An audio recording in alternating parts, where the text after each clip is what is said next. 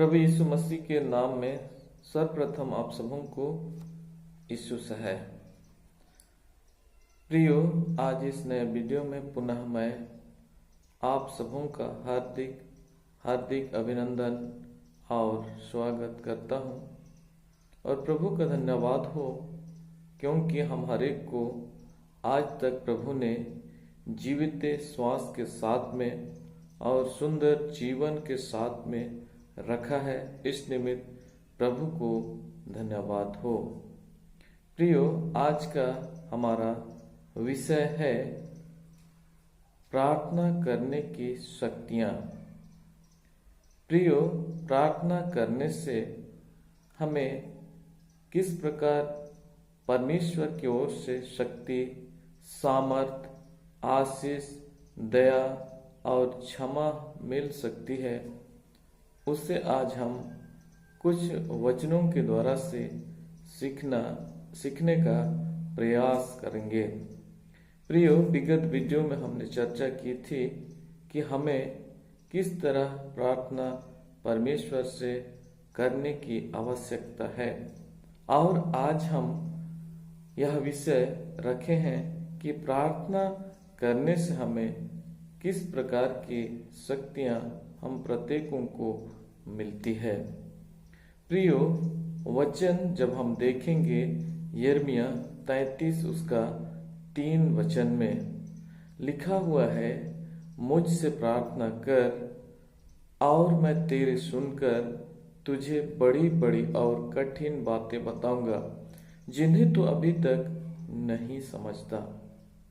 प्रियो, परमेश्वर हमें अपने ओर से हमें हिदायत देता है कि मुझसे प्रार्थना कर और मैं तेरे सुनकर बड़ी बड़ी और हर एक कठिन बातें जो आज हम नहीं जानते हैं, परमेश्वर हमें बतलाने का वायदा करता है।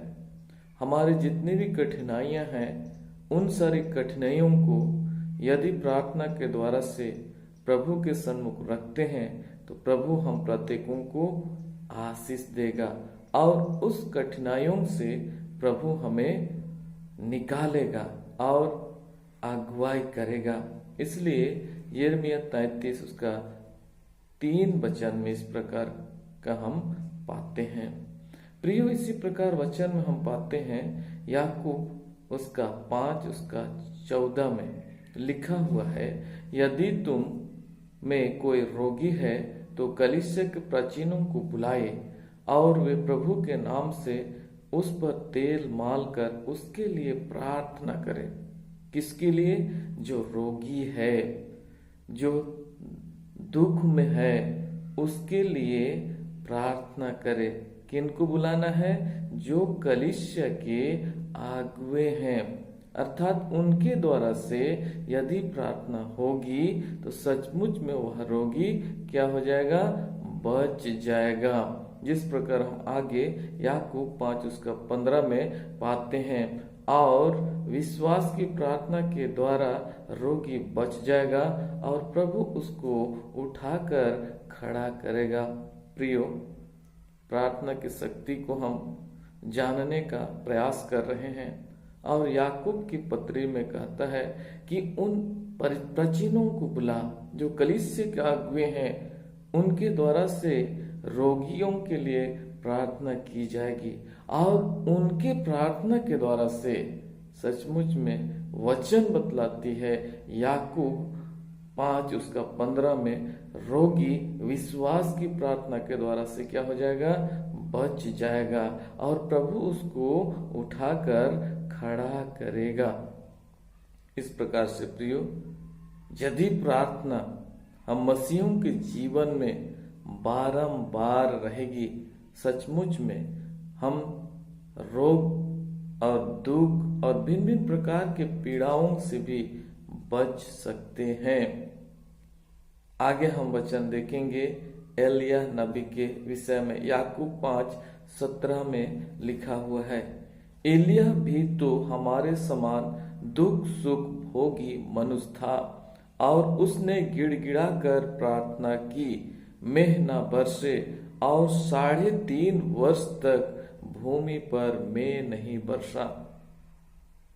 प्रियो, एलिय्याह नबी के विषय में याकूब की पत्री में हम पाते हैं कि एलिय्याह भी मेरे समान और आपके समान दुख सुख भोगी मनुष्य था, परंतु परमेश्वर से उसने प्रार्थना की तो 3.5 वर्ष तक भूमि पर मेघ नहीं बरसी। परंतु जब हम देखते हैं याकूब 5 उसका 18 में, फिर उसने प्रार्थना की तो आकाश से वर्षा हुई और भूमि फलवंत हुई।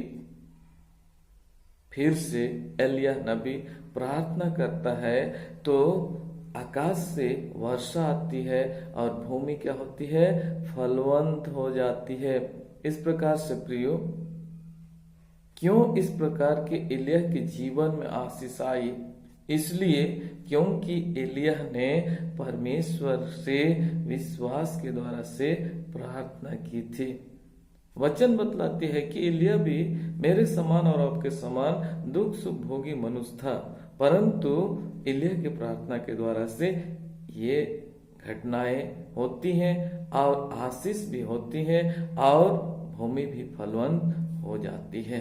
उसी प्रकार हम लोग पहला राजा 3 उसका 9 से 14 में देखेंगे तो बुद्धि की मांग सुलेमान राजा परमेश्वर से करता है, प्रार्थना करता है, क्योंकि उतने बड़े राष्ट्र को सुलेमान को चलाना है। और सुलेमान अपने जीवन में सोचता है कि मैं अपने से ऐसा नहीं कर सकता हूं, इसलिए परमेश्वर से सुलेमान आर्जी करता है, मांगता है कि उस राष्ट्र को चलाने के लिए मुझे क्या दे, समझ दे, और उस राष्ट्र को न्याय दिलाने के लिए और अच्छी तरह राष्ट्र को चलाने के लिए बुद्धि की मांग करता है। और यदि हम पहला राजा 3 उसका 9 से 14 को अध्ययन करेंगे तो हमें मिलता है कि परमेश्वर ने सुलेमान को बुद्धि दिया, परमेश्वर ने सुलेमान को समझने की शक्ति दिया और कहा, ना तो तुझसे पहले ऐसे किसी को बुद्धि दी गई थी और न तुझसे बाद में दी जाएगी। अर्थात सुलेमान की प्रार्थना के द्वारा से परमेश्वर ने सुलेमान को बुद्धि से परिपूर्ण किया कि उस राष्ट्र को, अपनी प्रजा को सुचारू रूप से चला सके। प्रियो, ये है प्रार्थना की शक्ति। और सुलेमान सुचारू रूप से राजा होकर उस राष्ट्र को, अपने लोगों को, अपने प्रजाओं को चलाया, क्योंकि परमेश्वर के द्वारा से उसे आशीष दी गई। उसी प्रकार प्रियो, हम आगे देखेंगे दानियेल की किताब से, दानियेल 6 उसका 22 में, सिंह के मुंह में से परमेश्वर बचाता है। सिंह के मान से परमेश्वर किसको बचाता है?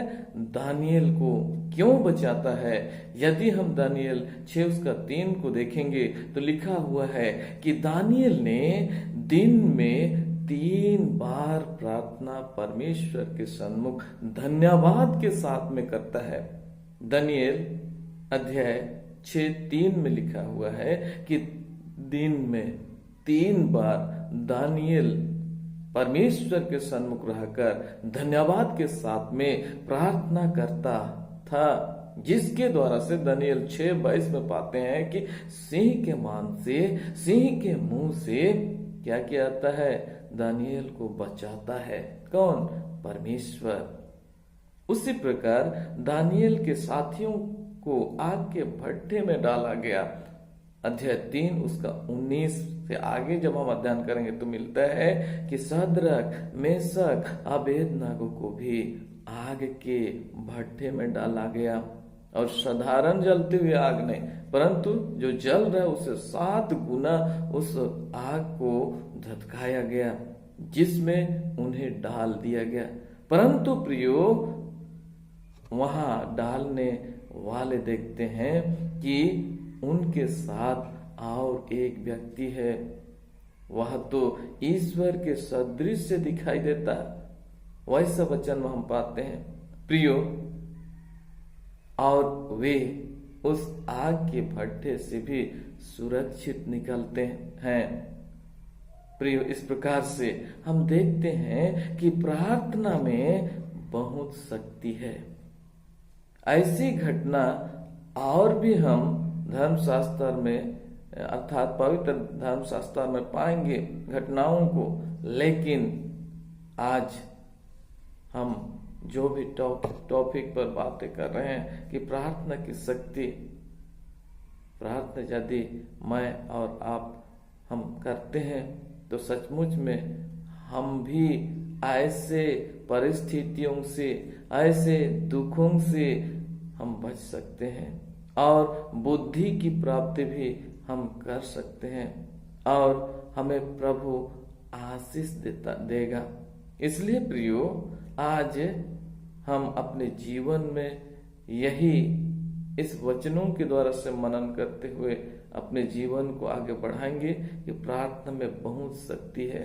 यदि आज और मैं, आप और मैं यदि आज प्रार्थना करते हैं तो सचमुच में प्रभु हमें बहुतायत से आशीष देगा और अगुवाई करेगा। इसलिए हम मसीहों का जीवन प्रार्थना के द्वारा से टिकी हुई है और प्रार्थना के द्वारा से हम सभी प्रकार के आशीषों को हम प्राप्त कर सकते हैं।